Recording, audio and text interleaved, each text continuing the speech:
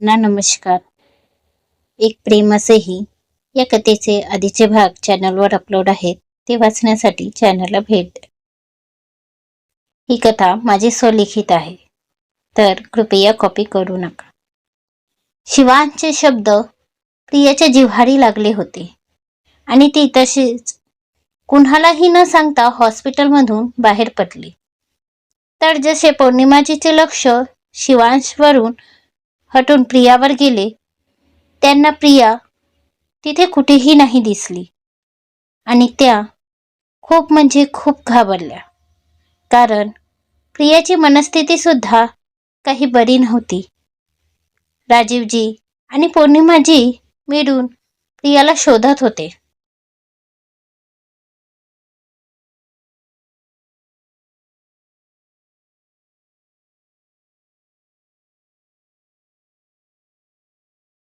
तर शिवांश तिथेच डोक्याला हात लावून बेंचवर बसला होता. त्याने एक नजर बाजूच्या खोलीकडे टाकली, जिथे आत त्याचा चिमुकला झोपला होता. आय एम सॉरी बच्चा. आज फक्त माझ्या रागामुळे तुझी आई कुठेतरी निघून गेली आहे. मला माहिती आहे, तू जेव्हा जागशील तुला तुझी आईच हवी असेल. आणि माझं तुला प्रॉमिस आहे बाळा.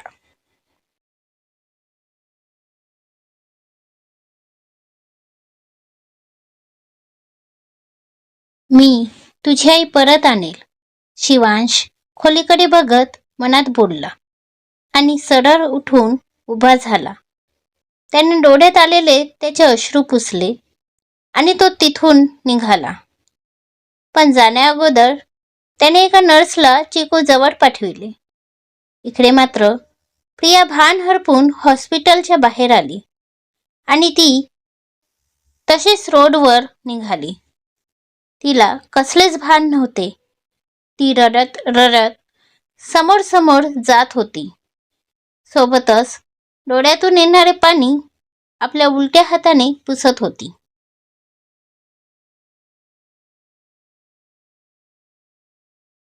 गाड्यांचे हॉर्न आणि वाहनांची गर्दी तिला दिसत नव्हती. चेहऱ्यावर दुःख आणि कानात फक्त शिवांचे शब्द घुमत होते. सावत्र आई, सावत्र आई, सावत्र आई. हे शब्द तिच्या कानात कुणीतरी गरम शिशा ओतल्यासारखे भासत होते आणि ती तशीच रडत रडत समोर समोर जात होती. यामध्ये तिची एक दोन वाहनांसोबत टक्कर होता होता सुद्धा राहिली होती. ते वाहन चालक तिला रागावत होते, पण त्यांचे शब्द तिच्या कानापर्यंत पोहोचत असतील तर. ती तर जणू बहिरी झाली होती. आता तिला कशाचीच पडली नव्हती. इतकी ती शिवांच्या शब्दामुळे आघात झाली होती. आणि का नाही होणार? किती जीव लावला होता तिने चिकूला. अगदी पहिल्या क्षणी पाहिल्यापासून तिच्या मनात ममतेने जन्म घेतला होता. आणि लग्नानंतर पहिल्यांदा तोच तर होता ज्याच्यासोबत ती खुललेली होती. त्याच्याचमुळे तर तिच्या ओठांवर स्माईल आली होती. त्या दिवसात तोच तर तिच्या ओठांवर स्माईल घेऊन येत होता. तिच्या डोक्यात तर कधी सावत्र हा शब्द सुद्धा आला नव्हता, जो आज शिवांच्या ओठांवर आला होता. म्हणजे त्याने तिला इतकेच ओळखले होते का? तिच्या मनात प्रश्न येत होता. म्हणजे तो आधीपासूनच तिला चिकूची सावत्र आई समजत होता का? असे होते तर त्याने कधी तिला बोलून का दाखवले नाही? की तीच समजू शकली नाही? तिच्या प्रेमात कुठली कमी होती का, ज्यामुळे शिवांच्या मनात हा प्रश्न उभा राहिला? खरंच असंच आहे का? हे सगळे प्रश्न तिच्या मनात घोळत होते आणि ती त्याच विचारात चालत होती. इकडे शिवांश सुद्धा प्रियाला शोधत शोधत हॉस्पिटल बाहेर निघाला आणि रस्त्याच्या दिशेने जाऊ लागला. प्रिया अजूनही तशीच भान हरपून रस्त्याच्या मधोमध चालत होती आणि अचानक तिच्या समोर एक कार आली आणि ती त्या कारला धडकणारच की. शिवांशने येऊन तिला बाजूला केले, पण तरीही प्रियाला काहीच शुद्ध नव्हती. ती तशीच भावहीन त्याच्या समोर उभी होती. गालांवर अश्रूचे सुकलेले डाग होते आणि डोळे मात्र आटून पांढरे झाले होते. आता चेहऱ्यावर कुठलाही भाव नव्हता. एक मूर्ती बनून ती उभी होती. तिला बघून कुणालाही वाईट वाटेल इतकी तिची स्थिती बेकार होती. तर तिला तसं बघून शिवांशलाच फार वाईट वाटत होतं. त्याने तशीच प्रियाला आपल्या मिठीत घेतली आणि तिच्या केसांवर आपले ओठ टेकवू लागला. पण प्रिया मात्र तशीच निर्जीव उभी होती. तर शिवांश प्रियाला छातीशी घट्ट पकडून स्वतःच्या धडधडणाऱ्या हृदयाला शांत करत होता.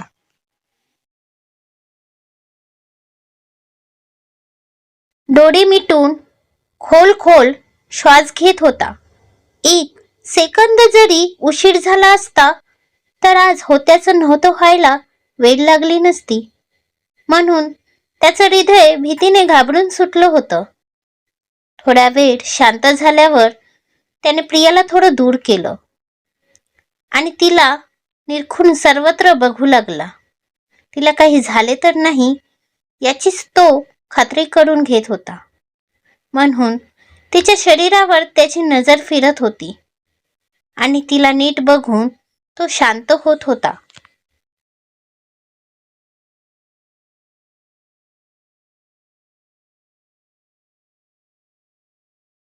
पण तिची सर्वात मोठी जखम तर तिच्या मनावर होती. ती सुद्धा खूप खोलवर. तिला ओळखू शकेल का शिवांश? शिवांशने परत परत प्रियाची खात्री करून घेतली आणि तिच्या शरीरावर कुठलीही जखम न बघून तो निश्चिंत झाला. पण जसं त्याचं लक्ष तिच्या चेहऱ्यावर गेलं तशा शिवांच्या हृदयात सर्व झालं. एखाद्या काचेचे असंख्य तुकडे व्हावे तसे यावेळी त्याचे हृदयाचे तुकडे झाले होते.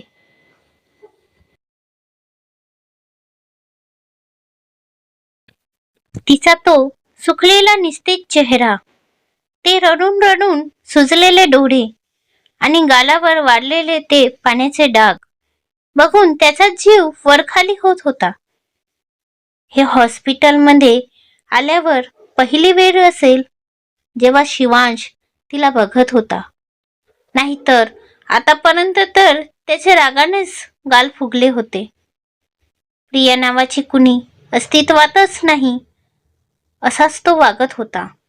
आणि हद्द तर तेव्हा झाली जेव्हा त्याने कुठलाही मागचा पुढचा विचार न करता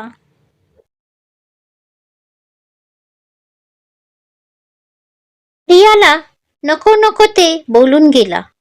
हे बोलताना त्याने प्रियाच्या नाजूक मनाची सुद्धा पर्वा केली नाही. शिवांश प्रियाला बघत होता, पण प्रियाचे डोळे मात्र निर्जीव झाले होते आणि शरीर सुन्न झालं होते. शिवांशने प्रियाला तसंच आपल्या हातावर उचलून घेतली आणि हॉस्पिटलच्या आत आला. तसे शिवांच्या मिठीत प्रियाला बघून पौर्णिमाजी आणि राजीवजी त्यांच्या जवळ आले. शिवांशने प्रियाला तिथे चेअरवर नीट बसविले.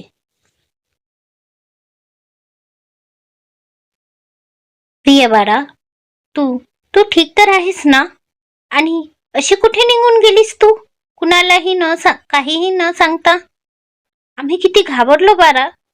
पौर्णिमाजी प्रियाच्या केसांवरून मायाने हात फिरवत म्हणाली. तर प्रिया मात्र अजूनही तशीच होती.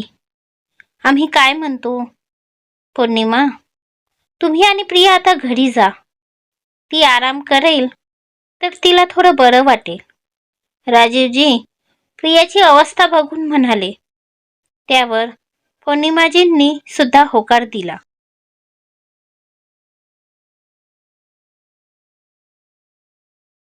आणि त्यांनी प्रियाला हाताला धरून उठविले आणि त्या प्रियाला घेऊन निघाल्या. पण त्या पुढे जाणार की शिवांशने प्रियाच्या दुसऱ्या हाताला पकडून तिला अडविले. तशा पौर्णिमाजी सोबतच राजीवजी सुद्धा त्याला चकित होऊन बघू लागले. तर प्रिया मात्र अजूनही निर्विकारपणे समोर बघत होती. तिथे काय चाललंय आणि काय नाही तिला काहीच माहिती नव्हतं. ती एक स्टॅच्यू बनून उभी होती. तर शिवांश तसंच प्रियाला हाताने पकडून आपल्यासोबत घेऊन जाऊ लागला.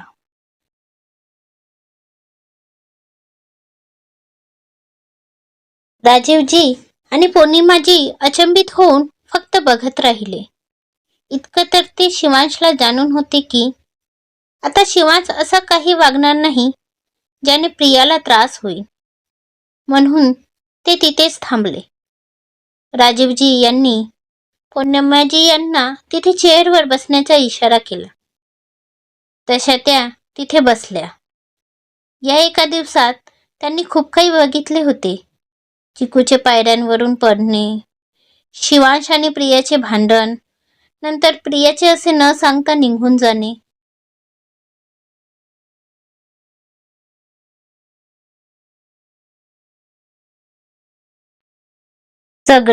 सगळे एकामागून एक घडत गेले.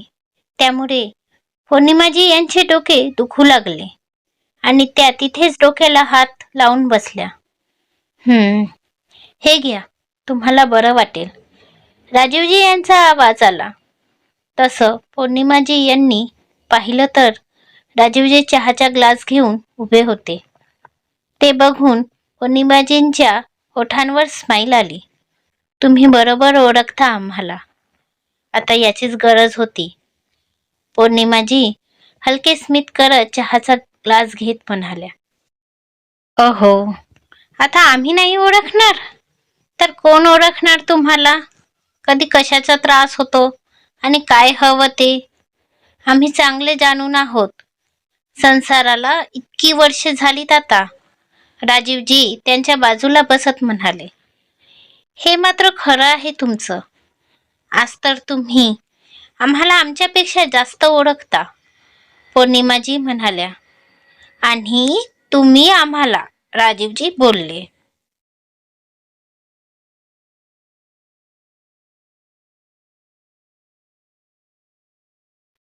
इकडे शिवांश प्रियाला हाताने धरून सरळ चिकूच्या रूममध्ये घेऊन आला. तसं त्यांना बघून चिकू जवळ असलेली ती स्पेशल नर्स बाहेर निघून गेली. शिवांशने प्रियाला आत सोडले आणि तो तिथेच थांबला. त्याला माहिती होतं प्रिया चिकूला बघून नक्की काहीतरी रिॲक्ट करेल आणि झालंही तसंच. चिकूला बघून प्रियाचा बांध फुटला आणि ती रडू लागली.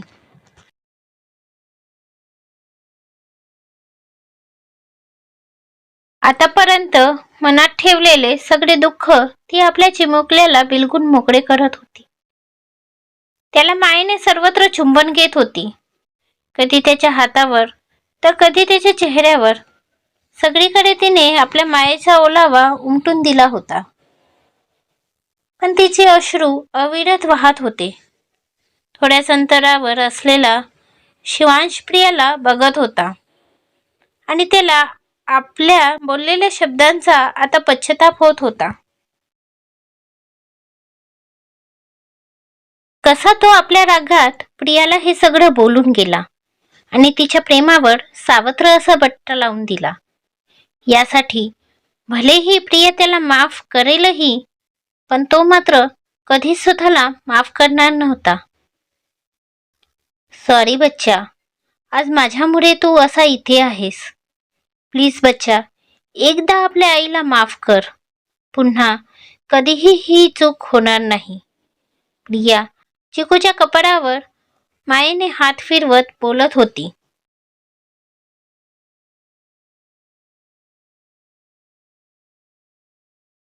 त्याच्या डोक्याला लागलेल्या त्या पांढऱ्या बँडेज पट्टीवर हात फिरवताना तिला किती वेदना होत असतील हे तिच्या डोळ्यात दिसत होते. शिवांश सुद्धा तिथे असणाऱ्या सोफ्यावर बसला होता, पण प्रियाने एकदाही त्याच्याकडे पाहिले नव्हते आणि बघणार सुद्धा नव्हतीच. कारण मघाशी भावनेत का होईना पण शिवांशने तिच्यावर शंका घेतली होती. तिच्या प्रेमाला खोटे ठरविले होते म्हणून तिला त्याचा जरा रागच आला होता. आणि तो चुकीचा सुद्धा नव्हता. आल्यापासून ती फक्त चिकूजवळच बसली होती. तिथून हल्ली सुद्धा नव्हती. चिकूला शुद्ध यायला झाली तसं प्रियाने त्याचा हात आपल्या हातात घेतला. शिवांश सुद्धा चिकू जवळ आला. चिकूने हळूच आपले डोळे उघडले आणि समोर आपल्या आईबाबांना बघून त्याच्या ओठांवर स्माईल आली. बच्चा, आता कसं वाटतंय?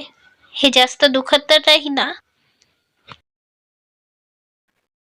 प्रिया चिकूच्या चेहऱ्यावर हात फिरवत विचारलं. तसा चिकूने नाही मध्ये मान हलवली. शिवांशने जाऊन पौर्णिमाजी आणि राजूजी यांना सांगितलं. तसे ते दोघे सुद्धा आत आले आणि चिकूला तसे बघून त्यांना सुद्धा बरं वाटलं. डॉक्टरांनी एकदा येऊन चिकूला चेक केलं.